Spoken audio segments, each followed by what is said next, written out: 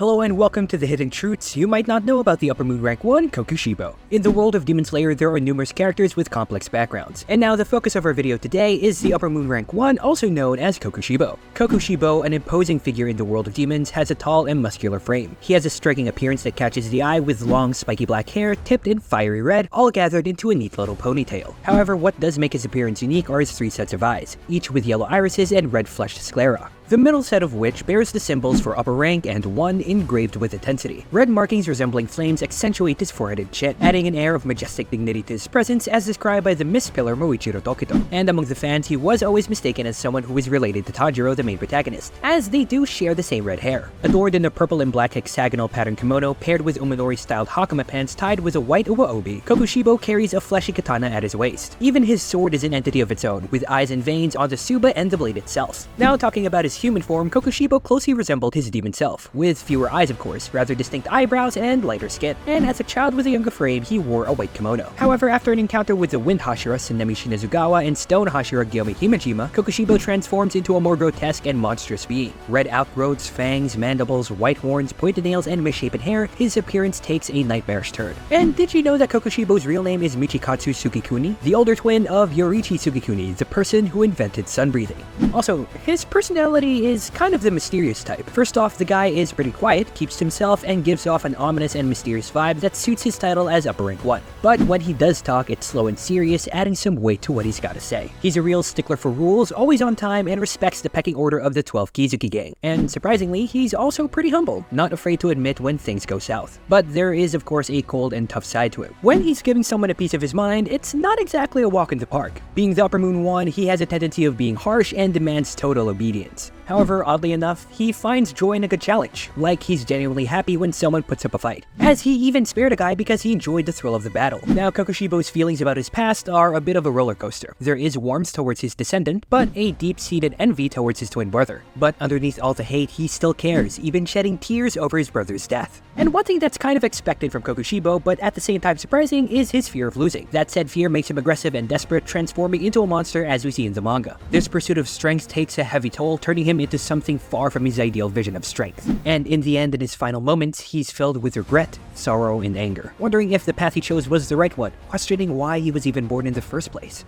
But let's run it back a bit, as Kokushibo isn't just a powerhouse. He's a demon with a courageous will, fueled by a goal to surpass his younger brother, Yoriichi. From the very beginning, Kokushibo felt something dark lurking within him. Yoriichi, his younger twin, was born with marks on his forehead and faced rejection, while Michikatsu, Kokushibo's human name, is relaxing in family glory. He pitied Yoriichi, yet jealousy stayed in his heart. Despite their differences, Michikatsu still cared for his brother. He even risked punishment to give Yoriichi a handmade flute, a symbol of their secret bond. However, Yoriichi's exceptional sword skills came up when he defeated a master swordsman at the age of 7. Michikatsu's world crumbled. He feared being overshadowed, losing his place as the family's heir. The brothers' relationship further fractured when their mother passed away. Yoriichi told Michikatsu that he will leave the temple with a flute that he gave to him and promised to cherish it. And later on, Michikatsu discovered that through his mother's diary that Yoriichi can see the transparent world, and the reason why he keeps clinging to their mother was that he already knew what was going on. And Michikatsu, blinded by his own misconceptions, couldn't grasp Yoriichi's selfless love. Fast forward 10 years after becoming a swordsman, Michikatsu, now with a wife and 2 kids, lived peacefully with his family.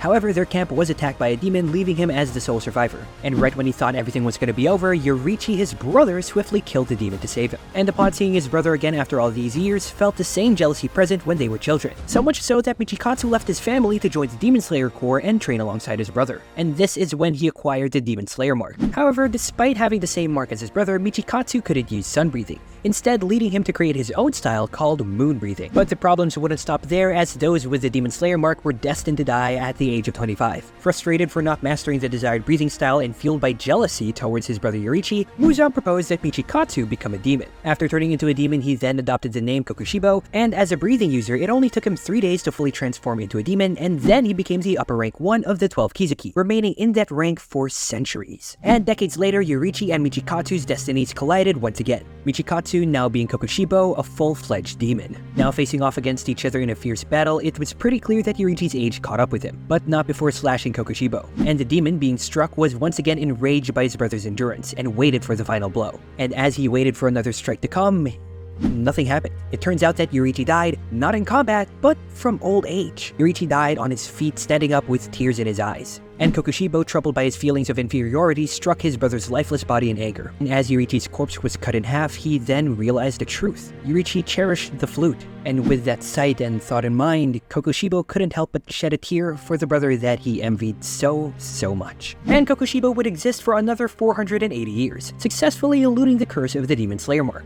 During this time, Kokushibo not only retained his sanity, but also ascended to the respected upper rank 1 among the 12 kizuki. Known for his powers, Kokushibo faced and defeated numerous challengers. And remember that one guy that we said that Kokushibo spared because he enjoyed fighting? That person turned out to be the now upper rank 3 Akaza. It's also important to note that those defeated by Kokushibo faced a unique fate, absorption, which is a method believed to be Kokushibo's efficient means of consuming humans.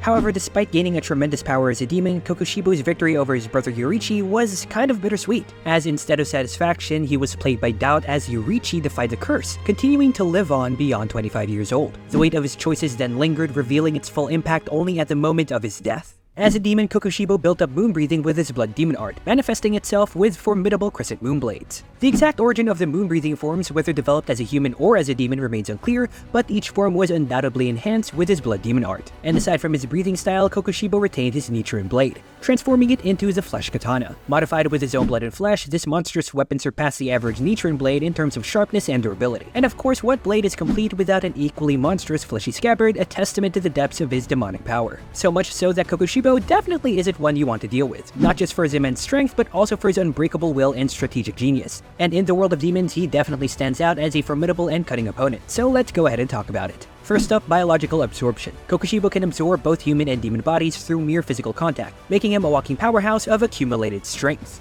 However, we all know that flesh manipulation is where Kokushibo truly shines. Aside from his ability to alter his face by sprouting extra pairs of eyes and elongating his forehead, his notorious katana made from his own flesh is a blade that's not only durable but also regenerates like any part of his body. Now let's go ahead and talk about Kokushibo's blood demon art. It's also known as Crescent Moon Blades, and it has two main abilities. First is the ability to manipulate flesh into his own personal sword that actually has its own name, which is Kyoko Kokamosari, translated in English as a hollow cry of the goddess, a testament to the empress that echoes through his immortal existence. What a total edgelord if you ask me. The sword itself, made 100% out of Kokushibo's flesh, allows him to extend and shorten the length of the blade to attack his opponent in unexpected ways. In fact, Kokushibo's body is so durable and refined, the flesh that makes up his sword is said to be stronger than normal Nichiren katanas. But don't get it twisted, it's not like it's so OP that he just breaks and cuts through other Nichiren katanas like paper. Rather, you could say that it's literally in a class of its own. The sword itself isn't indestructible, as we've seen it broken in the manga. However, if it does break, it can just regenerate itself since it is made out of demon flesh. Now moving on to its second ability, Kokushibo channels his special demon blood to his moon breathing style that he learned as a human, basically buffing all of his moon breath techniques to an insane supernatural level, where each sword slash is literally a destructo disc that can be controlled by Kokushibo to hit his opponent. Colored bright yellow or brilliant blue, these blades defy convention. Constantly shifting in size, direction, and speed, they transform each sword swing into a deadly riddle.